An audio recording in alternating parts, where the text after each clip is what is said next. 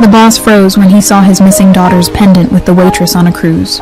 The crystal chandeliers in the cruise ship's dining hall blazed like captured stars, casting warm light over tables draped in white linen. Champagne flutes clinked between bursts of laughter as the Caribbean Sea rocked the vessel in a gentle, hypnotic rhythm. First-class passengers leaned back in their seats, faces flushed from expensive wine and the kind of idle conversation that only wealth and leisure afford. But Robert Hale heard none of it. The 48-year-old hotel magnate sat frozen, his hand suspended mid-reach toward his wine glass. His world had just stopped spinning. The din of voices around him faded into a distant hum, like static on an old radio, and all he could see was her, not her face, not yet. The pendant, a young waitress, 24, maybe 25, was clearing empty glasses from the table beside his. She moved with the practiced efficiency of someone who'd learned to be invisible, her movements quick but careful. Her chestnut hair was pulled back in a low ponytail, and she wore the staff's crisp white uniform without a wrinkle out of place. She offered polite smiles to the guests, murmured soft apologies when she reached across them, and went about her work like a ghost passing through their world. But around her neck, catching the light every time she leaned forward, hung a small silver dolphin. Robert's breath caught in his chest. He knew that pendant. God, he knew it.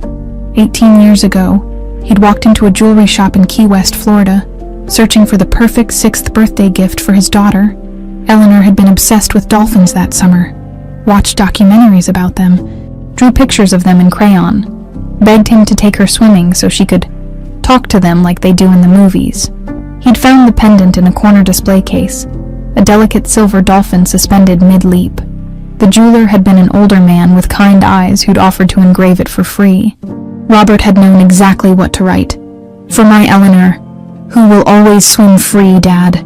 He'd clasped it around her neck 2 weeks before she vanished. 2 weeks before his entire world shattered into pieces so small he'd never managed to put them back together.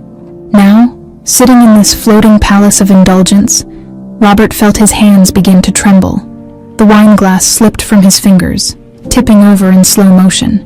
Red wine spread across the white tablecloth like blood, but he barely noticed. The young waitress turned at the sound, her eyes widening slightly. "Oh, I'm so sorry, sir. Let me clean that up right away."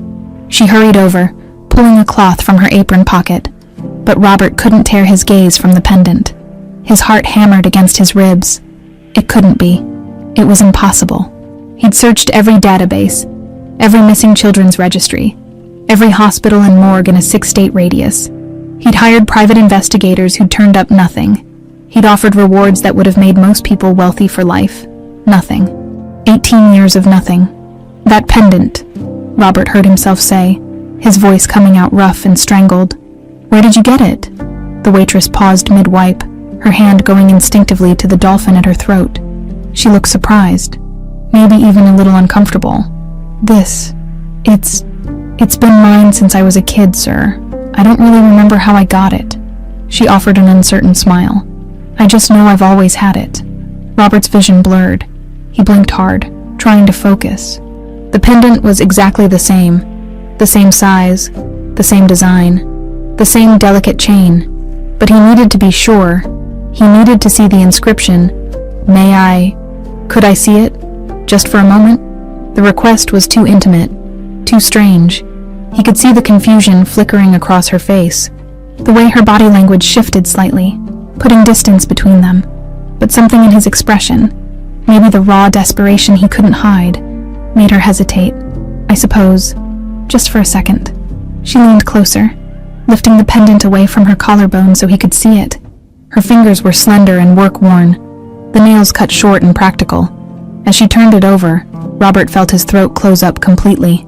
There, engraved in letters so small you'd need reading glasses to make them out. "For my Eleanor, who will always swim free." "Dad." The room tilted. Robert gripped the edge of the table to keep from falling out of his chair. 18 years. 18 years of searching hospital records and scrolling through faces of unidentified children. 18 years of waking up in cold sweats, seeing Eleanor's face in every crowd, every playground, every school photo that crossed his desk. 18 years of guilt that ate at him like acid. Guilt for not being home that day. For traveling to Chicago on business while his 6-year-old daughter played in a park under his sister's watch. "Sir, are you all right?" The waitress's voice pulled him back. She was looking at him with genuine concern now, the pendant still clutched in her fingers. "What's your name?" Robert managed to whisper. "Mia, sir. Mia Turner. Turner, not Hale." But the surname didn't matter. People changed names. Documents got forged. Identities got erased. What mattered was the pendant. What mattered was the way she tilted her head slightly when she spoke, just like Susan used to do. What mattered was the small beauty mark just beside her left eyebrow, exactly where Eleanor's had been. What mattered was that his daughter, his Eleanor, might be standing right in front of him, serving wine to strangers and apologizing for existing. Robert had lost everything in the span of 2 years. First Susan, his wife of 10 years, killed in a car accident when Eleanor was 5. He barely had time to process that grief, to help his daughter understand why Mommy wasn't coming home. Before the second blow landed 1 year later, during a business trip, he tried to cancel 3 times. He got the call. His younger sister Patricia had been watching Eleanor at the park. She'd looked away for just a moment. That's what she'd said through hysterical sobs. And Eleanor was gone. Just gone. No witnesses. No leads. No body. The police had investigated everything. Questioned everyone. Robert had appeared on the news, begging whoever had taken his daughter to bring her back. Patricia had been destroyed by guilt, had started drinking heavily, spiraling into a depression she'd never really climbed out of. The family fractured. Robert threw himself into his work, building a hotel empire as if success could somehow fill the Eleanor-shaped hole in his chest. It couldn't. Nothing could. Until now. Until this moment. On a cruise ship in the middle of the Caribbean, where a young woman named Mia Turner stood holding his daughter's pendant like it was the most ordinary thing in the world. "Mia," Robert said softly, testing the name. It felt wrong, foreign. "How long have you worked here?" "6 months, sir." She'd started mopping up the wine again, clearly eager to finish and move on from this increasingly awkward interaction. "I'm saving up for school. Actually want to study hotel management someday." Hotel management, of course she did. It was in her blood, whether she knew it or not. "Thank you," Robert said, though he wasn't sure what he was thanking her for existing, for wearing that pendant, for giving him the first real hope he'd felt in 18 years. Mia nodded, offering him that same polite, practiced smile she probably gave 100 passengers a day. Then she was gone, moving on to the next table, disappearing back into the invisible army of workers that kept ships like this running smoothly. Robert sat alone at his table, surrounded by the sounds of clinking silverware and mindless chatter, staring at the red wine stain spreading across white linen. His daughter was alive. He didn't know how. He didn't know where she'd been, or what she'd endured. He didn't know who'd taken her, or why she couldn't remember. But he knew, with a certainty that burned in his chest like a star going supernova, that Mia Turner was Eleanor Hale, and he was going to prove it. Robert didn't sleep that night. He lay in his luxury suite, staring at the ceiling while the ship rocked gently beneath him. Every time he closed his eyes, he saw that pendant swinging in the chandelier light, saw Eleanor's face, 6 years old, gap-toothed, laughing, superimposed over Mia's features. The resemblance was there if you knew where to look. The shape of her nose, the way her eyes crinkled slightly at the corners when she smiled. That beauty mark. But 18 years changed a person, turned a child into a stranger. At 5:30 in the morning, Robert gave up on sleep entirely. He showered, dressed in casual slacks and a polo shirt, and made his way to the bridge deck. The sun was just starting to paint the horizon in shades of pink and gold, and the ocean stretched out endlessly in every direction. He found Captain Morrison finishing his coffee in the navigation room, reviewing charts with his first officer, Mr. Hale. The captain looked surprised but pleased. "You're up early. Everything all right with your accommodations?" "Everything's fine, Captain. Actually, I was hoping to have a word with you. Privately, if possible." Morrison's expression shifted slightly, curiosity mixed with concern, but he nodded and led Robert to his office. The space was small but efficient, dominated by a large desk covered in paperwork and nautical charts. "What can I do for you?" Morrison asked, settling into his chair. Robert had rehearsed this conversation a dozen times in his head during the sleepless night. He needed information, but he couldn't come across as obsessive or creepy, couldn't raise red flags that might make the captain contact authorities or, worse, alert Maya that someone was asking about her. One of your wait staff, Maya Turner. She mentioned she's interested in hotel management. I run a chain of boutique hotels, and I'm always looking for promising candidates for our training program. The lie came easily. Robert had spent decades in business. He knew how to make fiction sound like fact. I was hoping to review her employment file. Background, references, that sort of thing. Morrison's shoulders relaxed. This was a request he understood. Wealthy passenger potentially offering a staff member a better opportunity. Nothing sinister about it. That's very generous of you, Mr. Hale. Let me pull up her file. He turned to his computer, fingers clicking across the keyboard. Robert's heart hammered so hard he was sure Morrison could hear it. Here we are, Mia Turner, 24 years old, hired 6 months ago through our New Orleans recruitment office. Morrison scrolled through the information. Says here she grew up in Louisiana. No next of kin listed. Previous employment mostly restaurant work. Nothing in the hospitality industry. But her references are solid. Says she's a hard worker. Never misses shifts. Keeps to herself mostly. No next of kin. The words hit Robert like a punch to the gut. Any information about her family, parents, siblings? Morrison scanned the screen again. Just lists orphanage under childhood residence. Saint. Catherine's home for children in Baton Rouge. Nothing else. Robert's mouth went dry. An orphanage in Louisiana. Hundreds of miles from Chicago where Eleanor had vanished. Is that everything? That's all that's in the system. Morrison closed the file and looked at Robert with a mixture of sympathy and professional caution. Mr. Hale, I should mention that employee privacy is something we take seriously. If you'd like to discuss a job opportunity with Mia, I'd be happy to arrange a meeting through proper channels. Of course, I appreciate your help, Captain. Robert left the office with his mind racing. Louisiana, an orphanage. No memory of her family. The pieces were starting to form a picture, but it was incomplete, frustrating, like a puzzle with half the pieces missing. He needed more than ship records. He needed proof. By mid-morning, Robert had made 2 phone calls from his suite. The first was to his assistant back in New York, instructing her to clear his schedule for the next 2 weeks. The second was to Marcus Webb, a private investigator who'd done work for Robert's company before, background checks on potential business partners, due diligence on property acquisitions, discreet, thorough, and expensive. Marcus, I need you on the next flight to Miami. There's a cruise ship, the Caribbean Majesty, docking there in 4 days. I need you on board before then. What's the job? I'll brief you when you arrive. But Marcus, Robert's voice dropped, this is personal, and it stays between us. No one else can know. There was a pause on the other end of the line. Marcus had worked for Robert long enough to know when something was serious. Understood. I'll be there. The next challenge was approaching Mia without seeming like a creep. Robert spent the day observing her from a distance, watching how she moved through the dining hall during lunch service, noting her patterns and routines.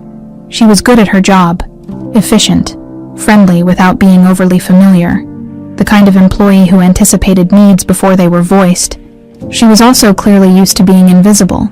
Robert saw how passengers looked right through her, how they handed her dirty plates without making eye contact, how they snapped their fingers when they wanted more wine. It made something twist painfully in his chest. His daughter, if she truly was his daughter, had spent years learning to disappear in plain sight. That evening, Robert requested a table in Mia's section for dinner. When she approached with the wine list, he saw the flicker of recognition in her eyes, surprised that the man from yesterday was back, requesting her service specifically. Good evening, Mr. Hale, she said with professional courtesy. Can I start you off with something to drink? The sommelier recommended a Pinot Noir yesterday. What would you suggest? She relaxed slightly, falling into the familiar territory of menu recommendations as she described various options. Robert watched her face, searching for Eleanor in every expression. The way she gestured with her hands when she got enthusiastic about a particular vintage, the slight tilt of her head when she considered his questions. Susan used to do that, tilt her head just that way when she was thinking.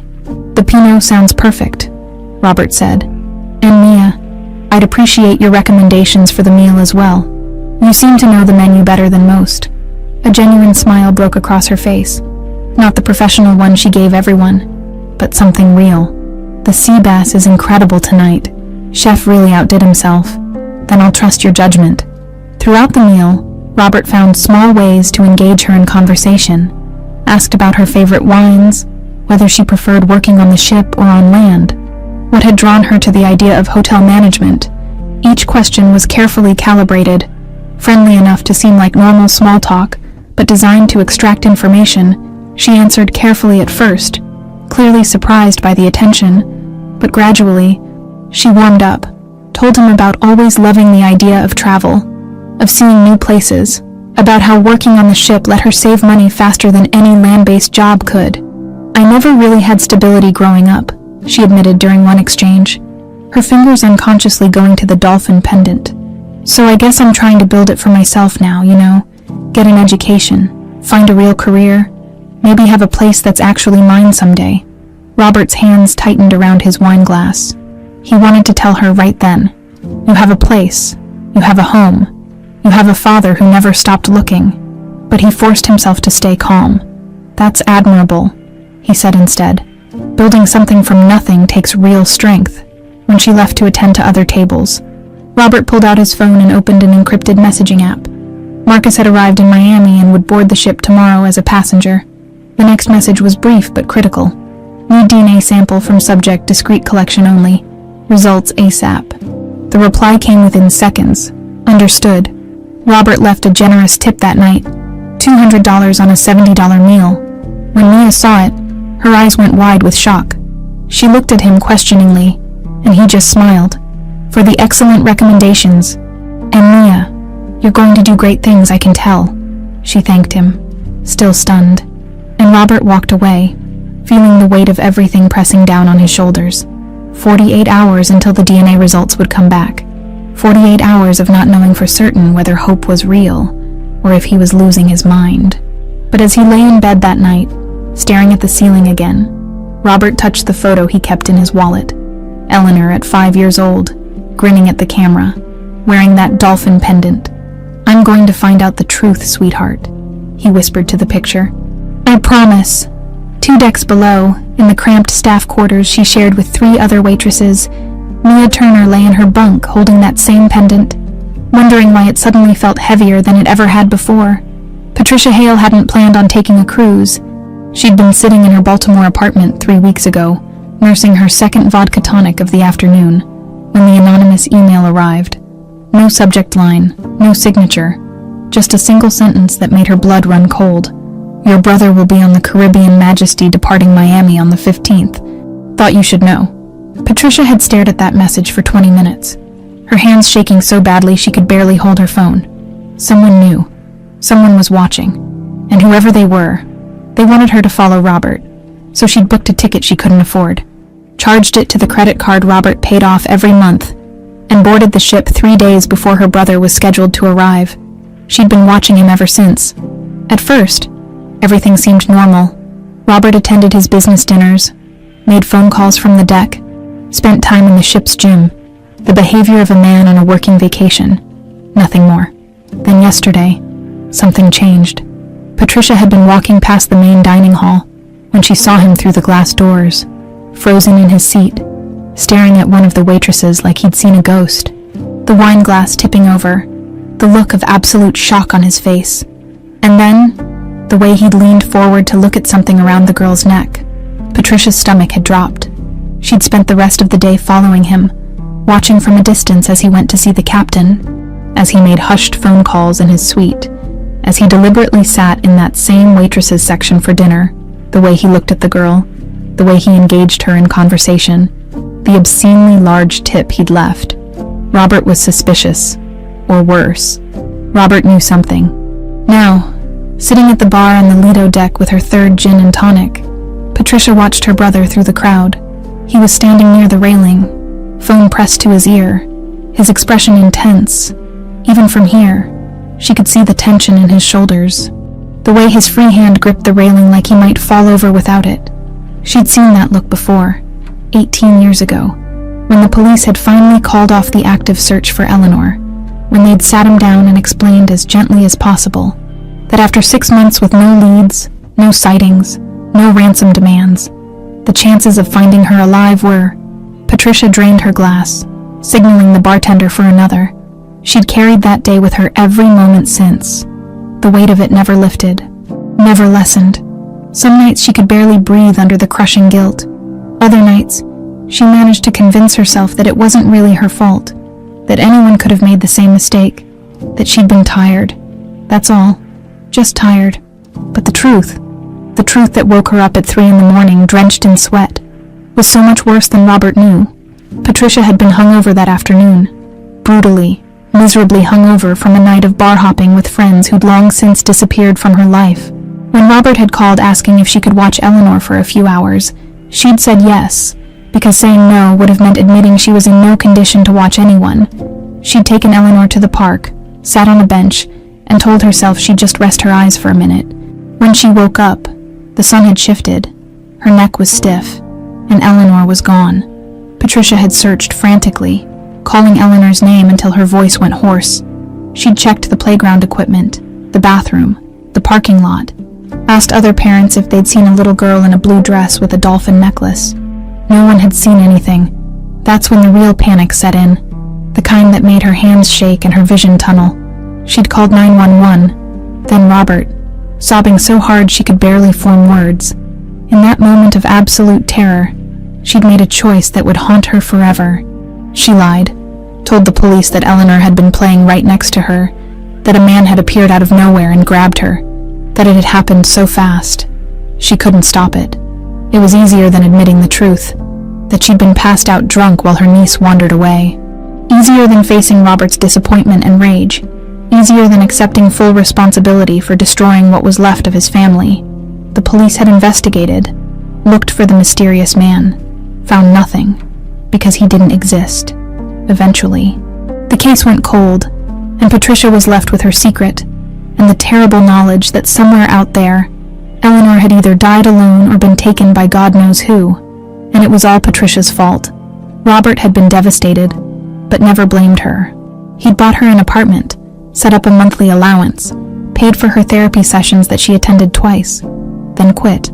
His kindness made the guilt worse somehow. If he'd screamed at her, hit her, cut her off completely, maybe she could have processed it. But he just kept taking care of her, kept checking in, kept trying to pull her out of the depression she'd drowned herself in. And Patricia had let him, because what else could she do? Come clean after a year, 2 years, 5? The longer the lie went on, the more impossible the truth became. Until now. The bartender set down her fresh drink, and Patricia took a long pull, her eyes still tracking Robert. He'd ended his phone call and was heading toward the elevator banks. She waited 30 seconds, then followed. She needed to know what he knew, needed to know what had triggered that look yesterday, because if Robert was somehow piecing things together, if he was starting to suspect that her story didn't add up. The elevator doors opened on deck 7, and Patricia stepped out just in time to see Robert disappearing around a corner. She followed at a distance, her heart pounding. He stopped outside a suite, not his own, and knocked. A man answered, mid-40s, dressed casually, with the alert, observant expression of someone who noticed everything. They spoke in low voices. Robert handed him something, Patricia couldn't see what, and the man nodded. Then Robert was walking back toward the elevators, and Patricia had to duck into an alcove to avoid being seen. A private investigator? It had to be. Patricia's hands trembled as she pulled out her phone and took a photo of the suite number. She had contacts from her years of bad decisions and worse company, people who could find out who was staying in that room, what Robert had hired him to do. But she already knew, didn't she? Deep down, she knew. That waitress, the one Robert couldn't stop staring at. There was something about her that had triggered him, and now he was investigating. And if he found out... Patricia made her way down to the crew areas. Using the excuse that she'd gotten lost looking for the spa, she wandered the corridors until she found the staff cafeteria, then lingered outside, pretending to be confused about directions. That's when she saw her, the waitress from yesterday. Sitting alone at a corner table, eating what looked like leftover pasta. She was younger than Patricia had realized, mid-20s, with delicate features and dark hair pulled back in a ponytail, pretty in an understated way, and around her neck, a silver dolphin pendant that caught the fluorescent lights. Patricia felt like she'd been punched in the stomach. No, it couldn't be. It was impossible. 18 years, hundreds of miles away, a different name, a different life. But the pendant, that specific pendant, Patricia remembered it because she'd been with Robert when he bought it, had watched him agonize over the engraving, had seen the joy on Eleanor's face when he'd clasped it around her neck. Patricia's vision blurred. She reached out to steady herself against the wall, her mind racing through possibilities and impossibilities. If that girl was Eleanor, if somehow, against all logic and reason, she was alive, the girl looked up suddenly, as if sensing she was being watched. Her eyes met Patricia's, and for just a moment, Patricia saw something familiar in those features, the shape of Susan's eyes, Robert's stubborn chin, the way Eleanor used to tilt her head when she was confused.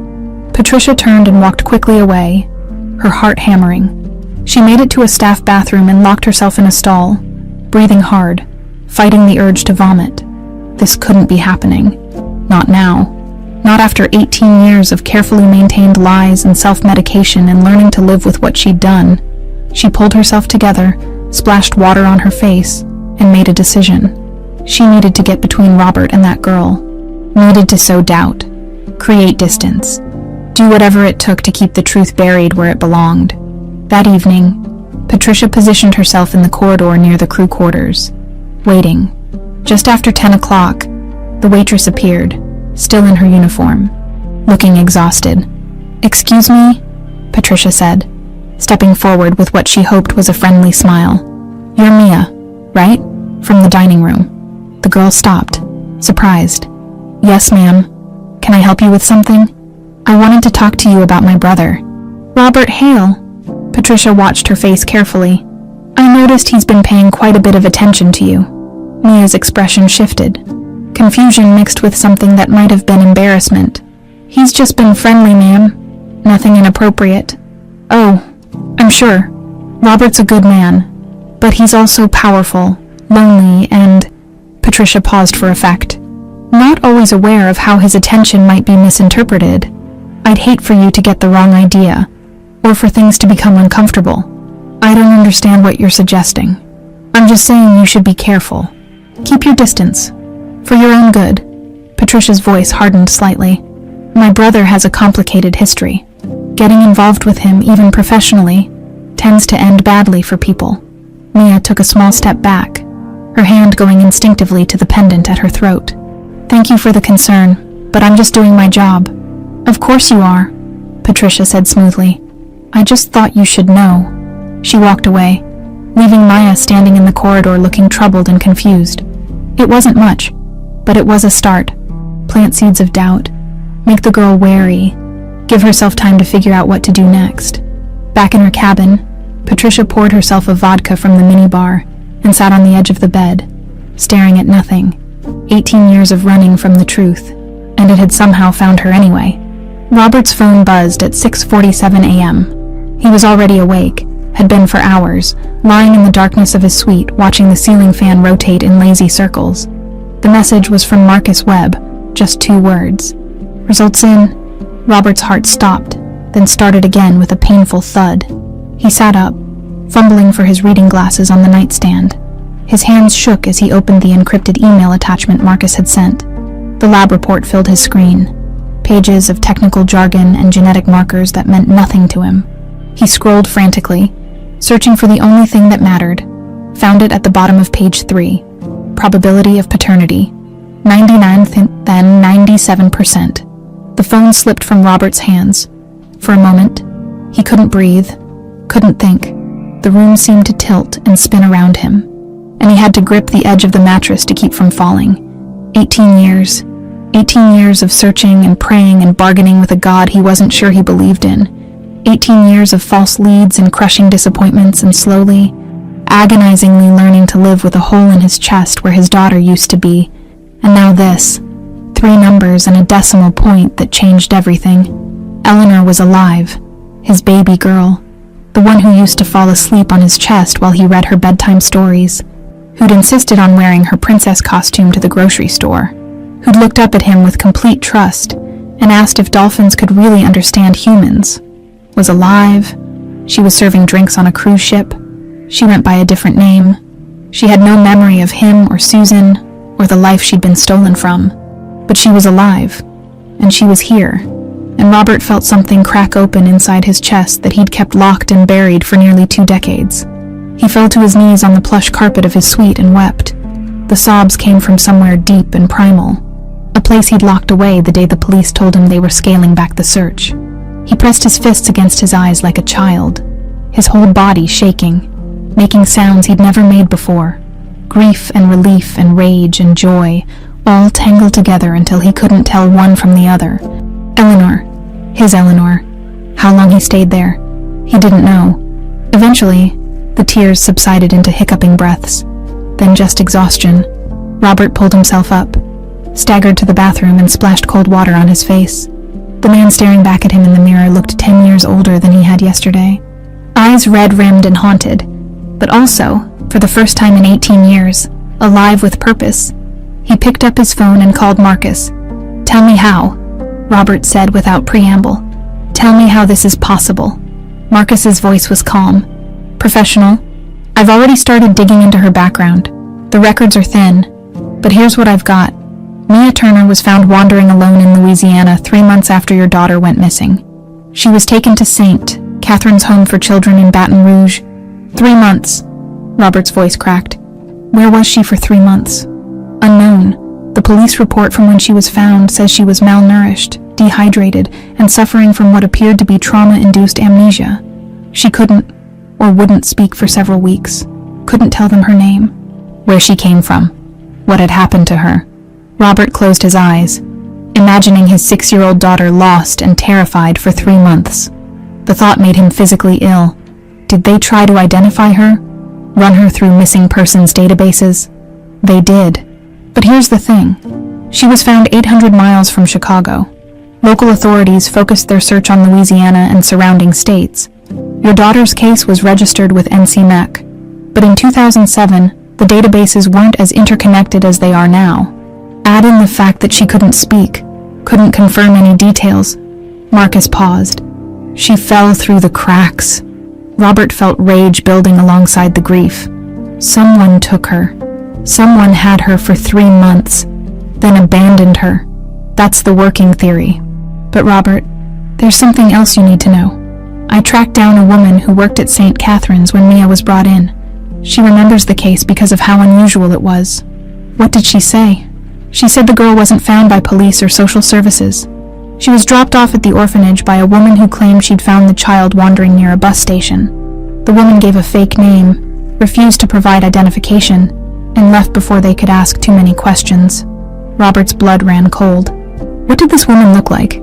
Mid-20s, brown hair, nervous, seemed agitated, possibly intoxicated.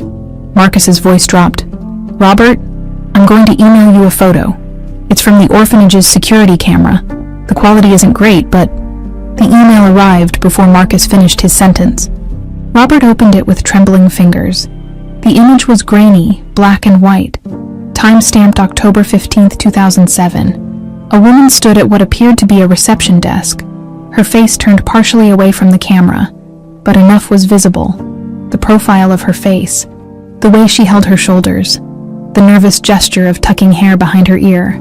Patricia. The phone slipped from Robert's hand again. He stared at the photo, his mind refusing to process what his eyes were seeing. His sister, his baby sister, who'd sobbed in his arms after Eleanor disappeared, who'd blamed herself for looking away for just a moment, who'd lived off his guilt money for 18 years. Patricia had found Eleanor, had known she was alive, and had abandoned her at an orphanage 800 miles from home. The rage came then, pure and white-hot. Robert swept everything off the desk in his suite. Laptop, papers, coffee cup, all of it crashing to the floor. He wanted to scream, to break something, to find Patricia right now and... No, he forced himself to breathe, to think. Rage wouldn't help Eleanor. Rage wouldn't give him back the 18 years they'd lost. He needed to be smart about this, needed to understand why before he did anything else. His phone buzzed again. "Marcus? You still there?" Robert picked up the phone with shaking hands. "I need you to find out everything. Where Patricia was during those 3 months. Bank records, credit card statements, phone records if you can get them. Everything." "Already on it, Robert." Marcus hesitated. "What are you going to do?" "I don't know yet. But Marcus, this stays between us until I figure it out. No one else can know. Not yet." After he hung up, Robert sat in the wreckage of his suite and tried to make sense of it all. Patricia had been driving Eleanor somewhere, or maybe she'd been with whoever took Eleanor. Something had happened. The person had abandoned both of them. Patricia had found Eleanor wandering alone. The details were still murky, but one thing was crystal clear. His sister had chosen to leave Eleanor in that orphanage instead of bringing her home. Why? The question consumed him. Fear of prosecution? Shame? Something darker he couldn't begin to imagine. A knock at the door startled him. Robert looked at his watch. 8:30 a.m. He wasn't expecting anyone. He opened the door to find a steward holding a vacuum cleaner, looking apologetic. "So sorry to disturb you, Mr. Hale. I heard a crash and wanted to make sure everything was all right." Robert glanced back at the mess he'd made. "I'm fine, just clumsy this morning. Could you come back in an hour?" "Of course." "Sir." After the steward left, Robert cleaned up the worst of it himself, needing something to do with his hands. His mind kept circling back to the same questions. Did Patricia know who Mia really was? Had she recognized her? Was that why she was on this ship? That last thought made him pause. Patricia showing up on this cruise hadn't been a coincidence. She must have known he'd be here. But how? He'd only decided to take this trip 3 weeks ago, and he hadn't told her about it.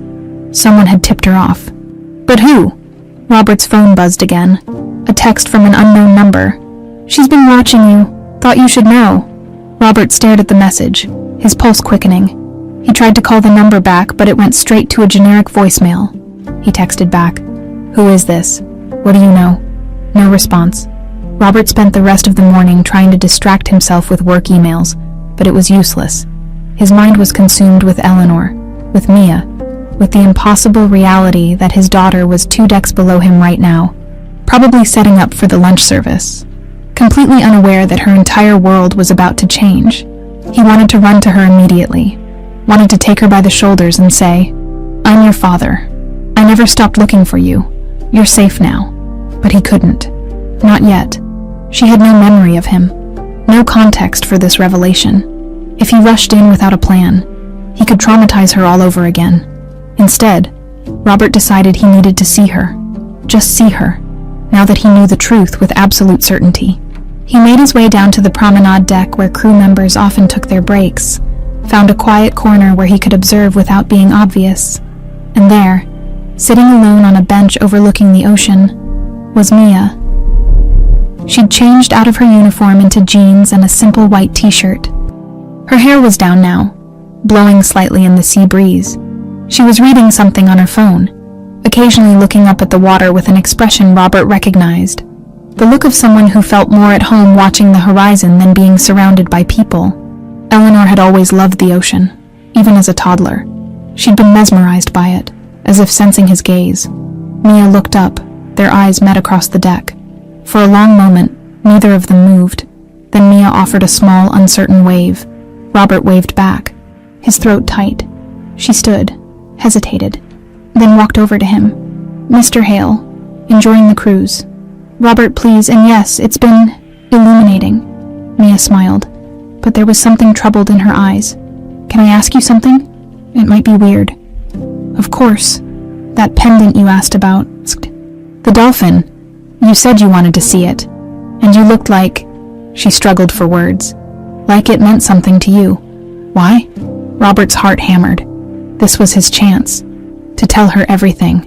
To end this charade. But looking at her confused, vulnerable expression, he couldn't do it. Not yet. Not like this. "I had one just like it once," he said softly. "Gave it to someone very important to me. Seeing yours brought back memories." "What happened to the person you gave it to?" Robert's eyes burned. "I lost her. A long time ago." Mia touched the pendant instinctively. "I'm sorry." They stood in silence, watching the waves, neither of them knowing that everything was about to change, that the truth, once started, couldn't be stopped. Mia couldn't shake the conversation with Robert Hale. She'd gone back to her cabin after their brief encounter on the deck, but sleep wouldn't come. Instead, she lay in her narrow bunk, staring at the metal ceiling, turning the dolphin pendant over and over between her fingers. I gave it to someone very important to me. The sadness in his voice had been so raw, so genuine, and the way he'd looked at her, not like the other passengers who saw right through her, but like he was trying to memorize her face, like she mattered. Mia had learned early in her life at St. Catherine's not to get attached to maybes and what-ifs. The nuns had been kind but practical. She had no memory of her life before age 6, no family looking for her, no breadcrumb trail leading back to whoever she'd been. Better to focus on moving forward than dwelling on a past that was gone. But lately, something had been changing. The dreams had started about a week ago. Fragments, really. More like snapshots than full narratives. A yellow house with blue shutters. A woman with kind eyes singing something soft and low. Strong arms lifting her up. Up until she could touch the sky. The smell of cookies baking. The sound of wind chimes. And always, the ocean. At first, Mia had dismissed them as her brain manufacturing memories, filling in blanks with generic imagery from movies and TV shows. That's what the therapist at St. Catherine's had told her years ago. The mind doesn't like empty spaces, so it invents things to fill them. But these dreams felt different. They felt real. Now, lying in her bunk at 2 a.m., Mia closed her eyes and let herself sink into the fragments. The woman's voice became clearer. Not just singing, but singing a specific song. Something about stars and dreams and being loved. The strong arms had a scent, cedar and coffee. The yellow house had a red mailbox with a dent on one side. Details her imagination shouldn't be able to conjure. Mia sat up abruptly, her heart racing. Her roommate Sarah mumbled something in her sleep and rolled over, but didn't wake. Mia grabbed her phone, pulled on a sweatshirt over her pajamas, and slipped out of the cabin. The crew corridors were dimly lit this time of night. Emergency lighting casting everything in shades of amber. Mia made her way up to the crew deck, a small outdoor area where staff could grab fresh air away from passengers. It was deserted at this hour. She sat on one of the metal benches and pulled up a browser on her phone. Her fingers hovered over the search bar. She'd done this before, dozens of times over the years. Searched for Missing Children, Louisiana 2007, or Unidentified Child Found Baton Rouge, or variations thereof. Never found anything that led anywhere. But this time, she tried something different. This time, she searched. Missing child dolphin necklace. The results loaded, and Mia's breath caught. The first hit was an archived news article from the Chicago Tribune, dated November 2007. Local businessman's daughter still missing after 3 months. Mia clicked on it with trembling fingers. 6-year-old Eleanor Hale disappeared from Lincoln Park on August 12, 2007, while under the supervision of a family member, despite extensive searches and a $500,000 reward offered by her father, prominent hotel developer Robert Hale. No trace of the child has been found. Police are asking anyone with information to contact. There was a photo, a little girl with dark hair and light eyes, wearing a blue dress and smiling at the camera, and around her neck, Mia's vision blurred. She zoomed in on the photo, her hands shaking so badly she could barely hold the phone steady. The pendant. The same pendant she'd worn every day for as long as she could remember. The same silver dolphin catching the light. No, it couldn't be. It was a coincidence.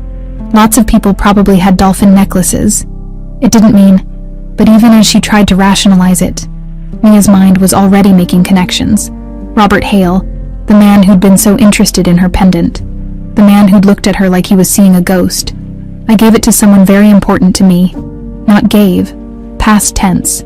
Someone he'd lost. Mia scrolled frantically through more articles. Found dozens. The story had been major news in Chicago. There were photos of Robert Hale from that time. Younger, devastated, holding a press conference with police, begging whoever had taken his daughter to bring her back. "Eleanor is my entire world," he was quoted as saying. "If you have her, please, I'm begging you. Just let her come home.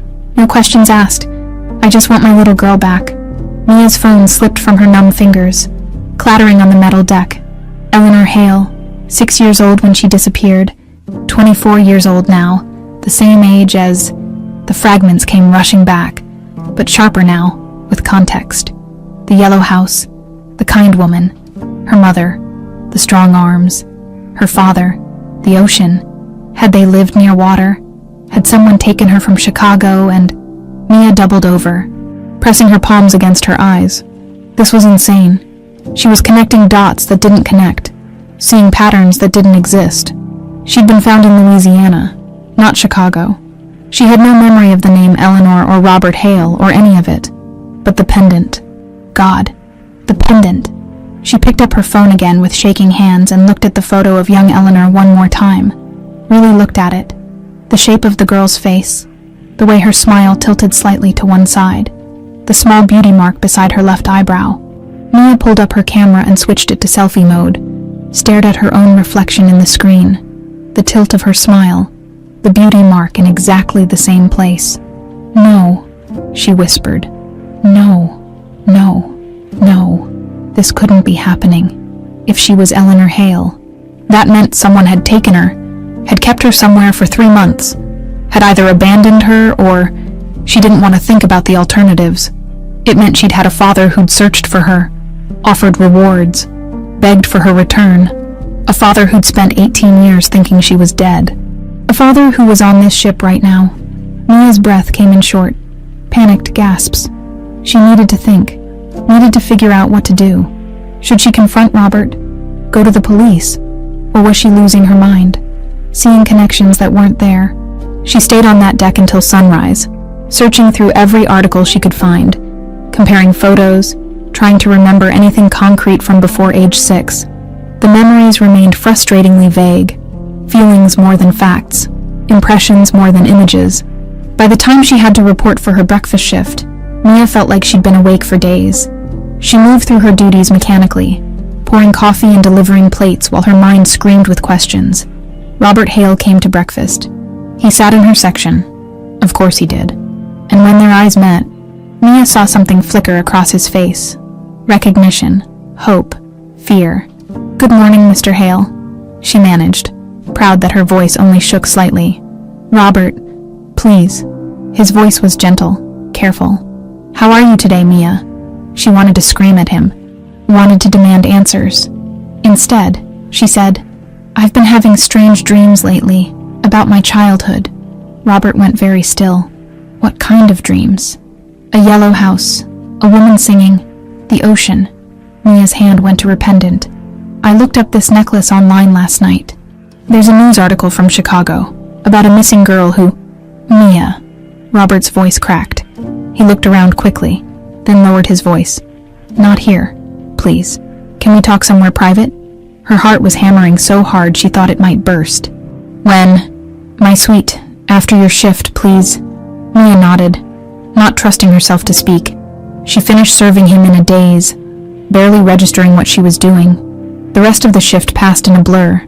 Other waitresses asked if she was feeling okay. She looked pale. Sick, maybe? Mia mumbled something about not sleeping well and kept working. At one point, she passed a woman in the corridor near the crew area, mid-40s.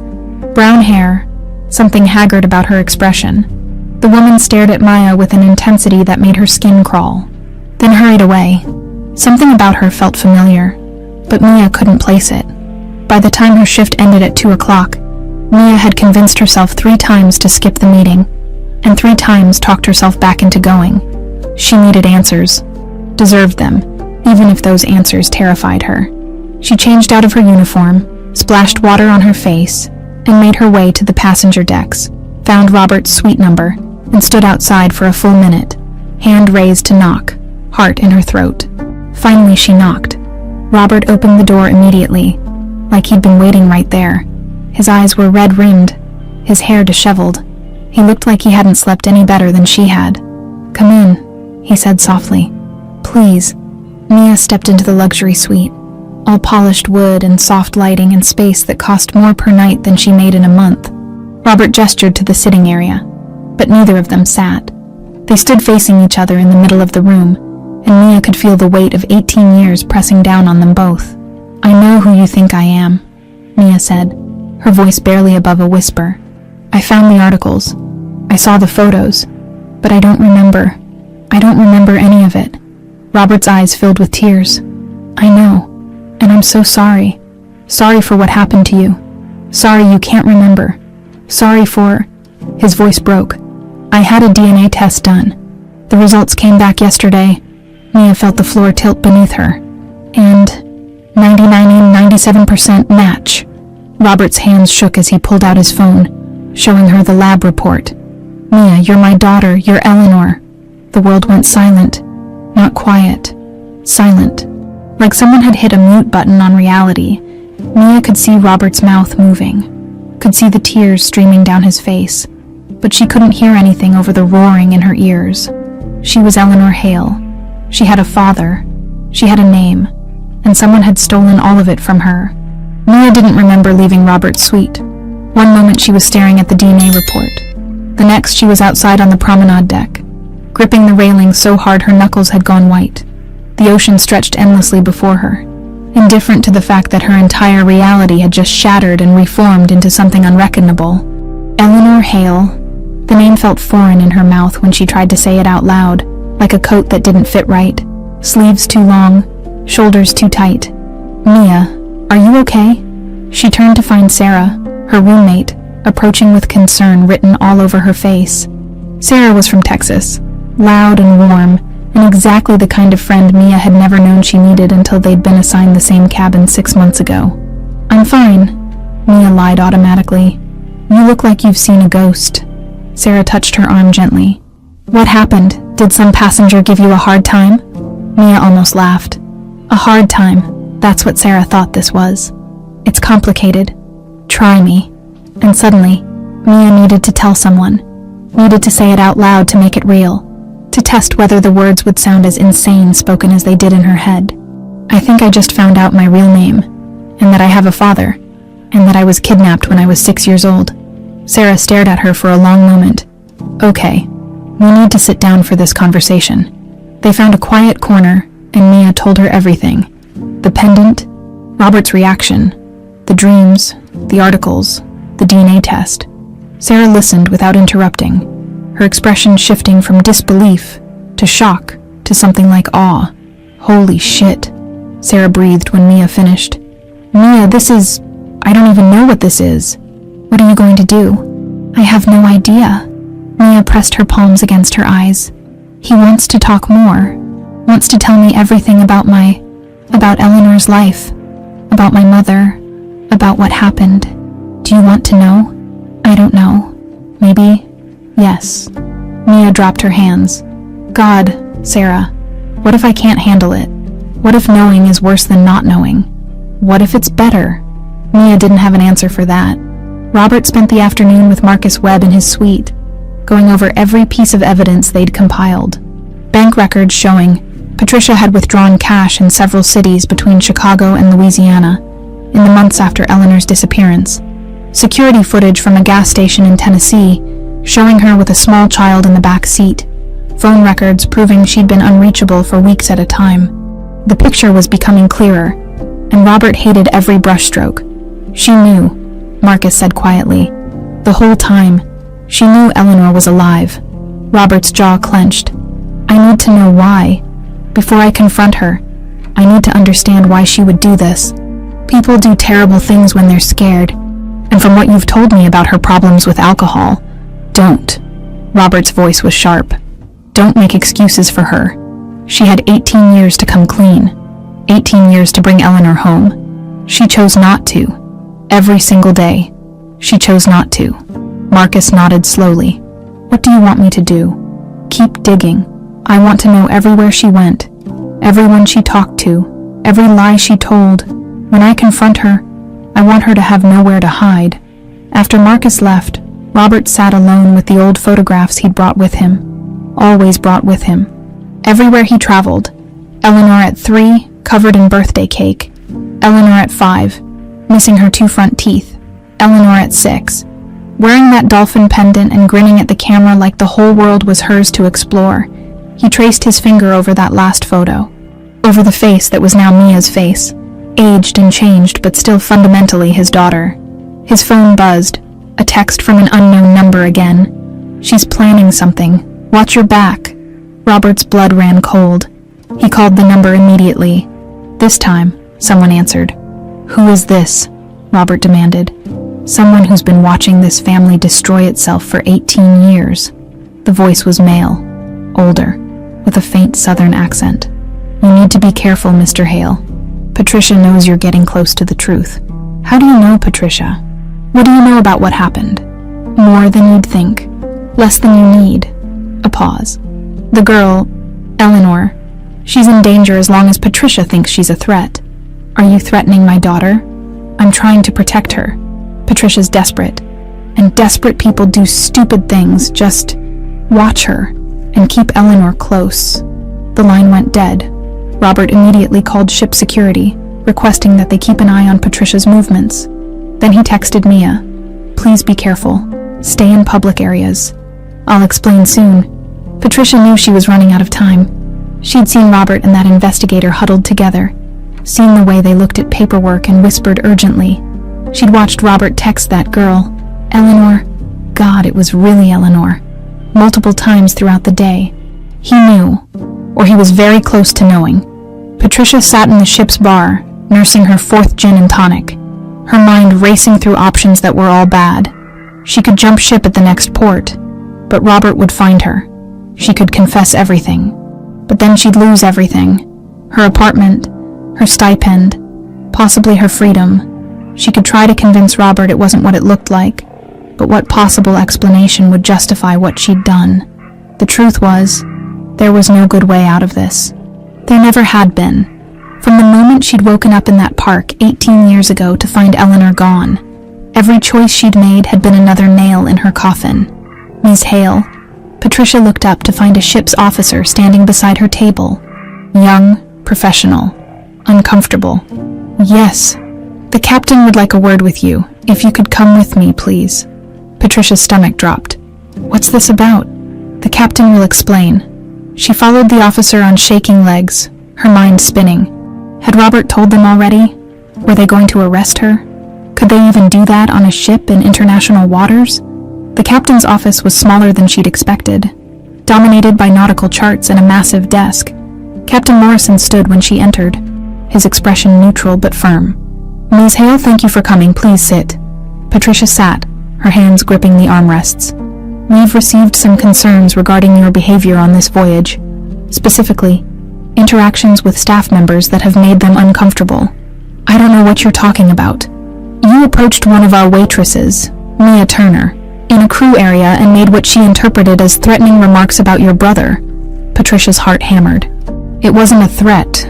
I was just warning her that, Ms. Hale, passengers are not permitted in crew areas without authorization, and staff have the right to work without harassment. I'm going to have to ask you to limit your contact with Miss Turner. If there are any further incidents, we'll have no choice but to confine you to quarters for the remainder of the voyage." "You can't do that." "Actually, maritime law gives me broad authority to maintain order and safety on this vessel." Morrison's voice remained calm, but carried steel underneath. "This is a warning, Ms. Hale. I suggest you take it seriously." Patricia left the office with rage and panic warring in her chest. They were closing ranks, shutting her out, backing her into a corner. She pulled out her phone and stared at it for a long moment. Then she made a call she'd sworn she'd never make. "It's me," she said when the line connected. "I need help. It's falling apart." The voice on the other end was quiet for a moment. "You knew this day would come eventually? Can you help me or not? What do you need?" "I need to disappear. Soon. Maybe at the next port." Another pause. "That's going to cost you." "I don't care. Just make it happen." She hung up and ordered another drink, her hands still shaking. That evening, Mia stood outside Robert's suite again. He'd asked her to come back, said he had things to show her. Photos, stories, pieces of a life she couldn't remember but apparently had lived. She knocked, and Robert opened the door immediately. This time, his expression was calmer, more prepared, like he'd had time to process what was happening. "Thank you for coming back," he said softly. "I almost didn't." Mia stepped inside. "This is It's a lot. I know, and we can go as slow as you need, but I thought... He gestured to the coffee table, where dozens of photographs were spread out. I thought maybe these might help. Trigger something. Mia approached the table slowly, like the photos might bite, but as she looked down at them, her breath caught. A little girl who looked like her, only smaller, younger, happier. A woman with kind eyes, who Mia somehow knew was named Susan. A yellow house that matched her dreams exactly. And dozens of moments, birthdays, holidays, ordinary days, that should have been hers, but were now just artifacts of someone else's life. That's your mother, Robert said, pointing to one photo. Susan, you have her eyes. You have her laugh too, though you probably don't remember. Mia picked up the photo with trembling hands. The woman was beautiful, holding little Eleanor on her lap, both of them laughing at something off camera, and suddenly, like a dam breaking, Mia remembered. Not everything, not even most of it, but something. A flash of sitting in that woman's lap, the smell of her perfume,